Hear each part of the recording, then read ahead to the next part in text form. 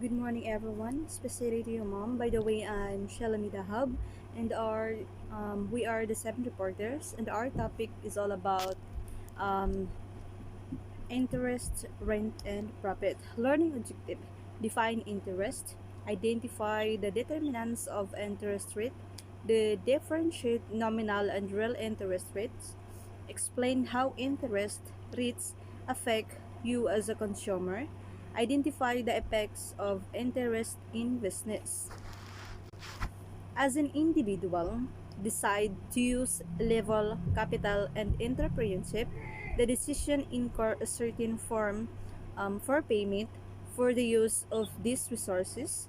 We have discussed labor from the previous chapter, so we now turn to their important factors of productions, which are the capital, land, and entrepreneurship. Interest. The word interest is often encountered in our daily lives with there are discussions about loans and earnings. In economics, interest is used in two ways. It can be price of the credit, which is often referred to as loanable funds, and return that capital earns as an input in the production process. Interest rates can affect the levels of productions of investment goods and change, and interest rates result in change investment demand. So examples of interest are um, community involvement, like for example, writing, blogging, learning language, photography, traveling, doing sports, reading, and art. Those are the examples of interest. And also a person's for examples, a person with an excellent credit score will get approved for loans with lower in interest rates than someone with a poor credit score. This is because the lender is taking on more risk by lending money to someone who may not be able to repay it. Determined of interest rate.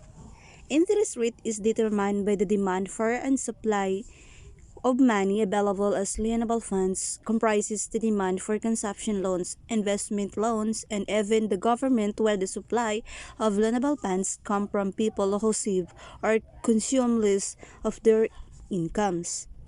So this is the market for loanable funds. So na to siya, how described that borrowing happens. So first, if the supplies of loanable funds is based on saving, while the demand for loanable funds is based on borrowing. The interaction between the supplies of savings and the demand for loans so determine the real interest rate and how much is loaned out.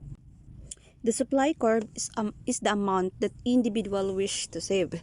So the equilibrium interest rates show the points where supply of loanable funds meets the demands for loanable funds.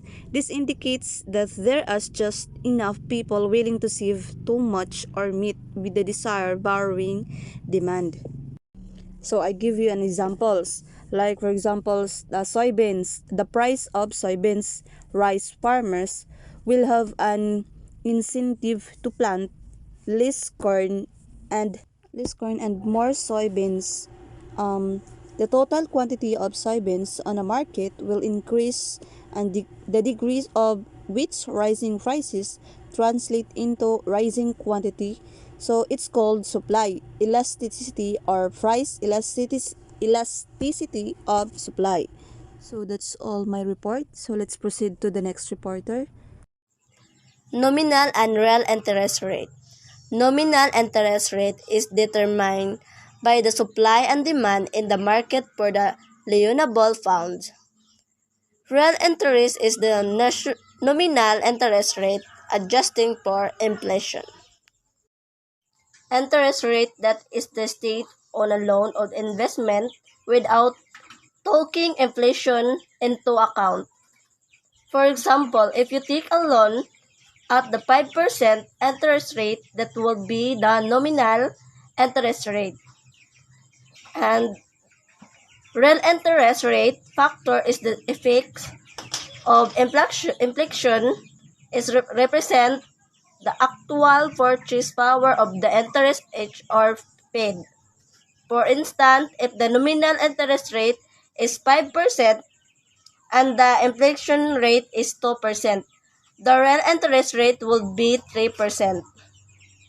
Nominal interest rate is the state rate without considering inflation, while real interest rate take into account inflation and represent the actual purchasing power of the interest. Rent. Rent has been traditionally associated with land affects factor of production. Economic rent is a payment is excess of opportunity cost. According to David Ricardo, rent is a surplus of revenue over cost, which arises due to differences in the level of usability of the land. Rent is amount of money by someone called a tenant to a landlord in exchange for using a property of a space.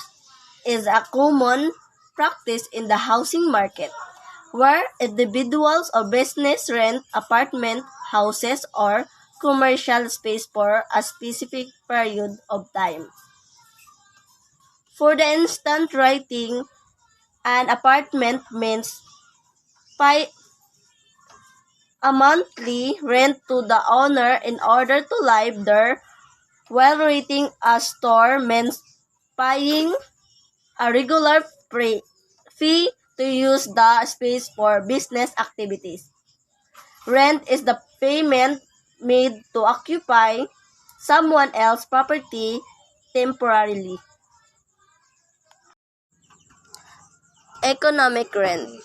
In order to analyze how the price of land, the rent, is determined, we take a look at the supply of land and its level of demand. Since the supply of land is the perfectly inelastic, it is the level of demand that determines the rent of the land. Aside from land used to crop, land has other uses such as for building houses, industrial, factories, or highways. Economic rent is the payment received by a resources or factor of production that exceeds the minimum necessary to keep it in current use. If someone owns a prime price of land located in a high desirable area, they be able to charge a higher rent for it compared to other similar plots of land in less desirable location. This extra money they receive in considered economic rent. It is a surplus payment earned to do the scarcity or unique characteristic of the resources. Determination of rent. The amount of rent is determined by the level of demand. If demand decreases, the rent also decreases. If demand falls where rent will be zero, then land will become a free good. Determine the rent for a property involves several factors: the size and location of the property, along with the condition of amenities, are considered nervy rental prices and market demand are also taken into account. Additionally, the landlord's financial goals and experiences related to the property, such as maintenance or property or tax, are considered by evaluating these factors. The landlord can determine a fair and competitive rental price that reflect the value of the property and meets their financial objective. So next is the rent seeking. So if you own some property, you can receive a rent of being its owner. So, it is your right to benefit on the property in a structure that will favor you. So, rent seeking, it is the practice of seeking to increase one's share of existing wealth without creating a new wealth. So, that is rent seeking. So next is profit. Profit defined as a return on entrepreneurial activity, and it is an income made by an entrepreneur for using his entrepreneurial abilities to run a business.